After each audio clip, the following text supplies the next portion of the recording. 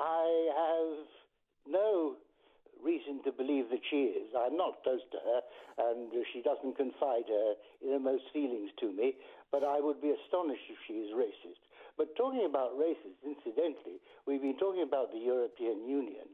In a different context, the European Union would be considered racist because it gives, in terms of immigration, Europeans get precedence over non-Europeans on immigration, which you were talking about.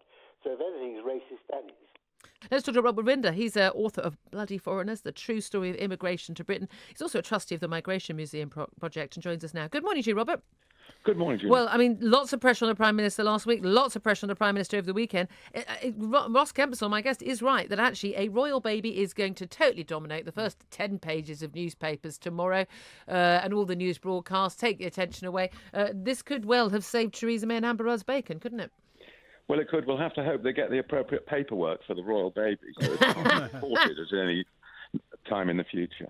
That's a very, very good point. How much do you think, though, that particularly in the reaction to the Windrush, apply to the Windrush generation, how much do you think this does come down, as Dawn Butler, the Labour MP, has said, to racism, to an institutionally racist policy? Undoubtedly, it affected black people because it was people from the Caribbean, which are largely black countries.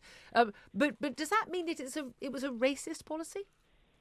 I think it's more to do with bureaucratic bungling than to do with racism. As you say, it happens to have caught in the net of this hostile environment. It happens to have caught this completely blameless Windrush generation. So it is a scandal.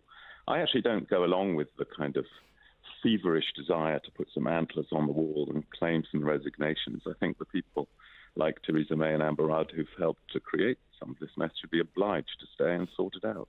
That's a very good point. I mean, given that there's a level of, you say, bureaucratic bungling, shouldn't we, though, be asking why senior figures at the Home Office haven't gone? Because it seems to me that a lot of the blame has been on, well, I mean, it seems to go all the way along the line. It's Amber Rudd for not dealing with this when these issues first emerged. Theresa May for bringing in this policy, the hostile environment policy, although it had been talked about by Labour. She was actually very much a big leading figure on that.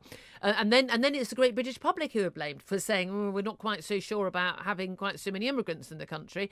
And then you could say, well, we can blame Blair and Labour for having this mass immigration from Eastern Europe. I mean, the blame seems to spread very wide, doesn't it? But I think that's the trouble with the blame game, isn't it? Is that you end up casting the net so wide. You sort of want to impeach everybody.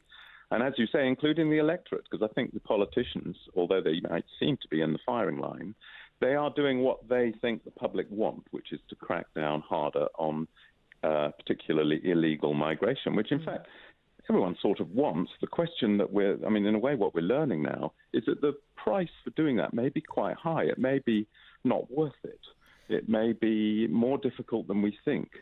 And well, there's no evidence that actually all these policies did actually persuade people who are illegal immigrants to leave the country. But what it did see was a situation where people who had been granted British status, who were here for 20, 30, 40, 50 years, have been, for instance, prevented from going to visit dying relatives back in the Caribbean, or prevented after going home to care for, say, a dying mother for a couple of years, to return to this country. Now, if one of my parents was abroad and was dying, and I went to go and live with them for a couple of years, there'd be no question that I could come back to this country.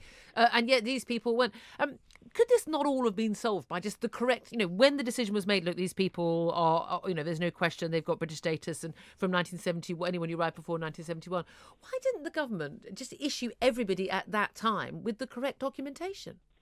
Well, because I think we've had a culture that's rather hostile to official paperwork at that time. There was an attempt years ago to introduce an ID card scheme, and it foundered partly because the Home Office was very inefficient and didn't have the computer power to introduce it, but partly because people didn't want it. It's kind of ironic now because we give much more data to Facebook and Google than we would be required to do for that. I do wonder exactly whether that ID card argument, I was someone who opposed them, but actually maybe we've just moved on now. We carry so many things with us every day that identify us, that, and you say give away so much information.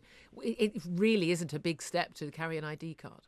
Well, in a way, it's looking like the solution to these kind of problems. And I mean, in terms of the racist point that you raised at the beginning, I mean, we're looking in a way at the tip of an iceberg here, because when we start attending to the 3 million or so EU citizens who the bureaucracy will want to do something about, you can be sure as hell that they're going to pretty soon want to deport, someone who's the son of a Spitfire pilot. Yeah, and that's the thing.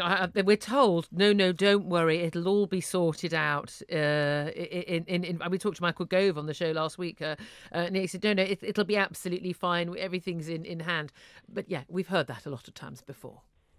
Well, we have, and we've learned to mistrust it, and actually time after time. But in a way, the thing we've got to face up to is that this is too complicated of a problem, the migration of people, to be susceptible to a simple one-size-fits-all solution.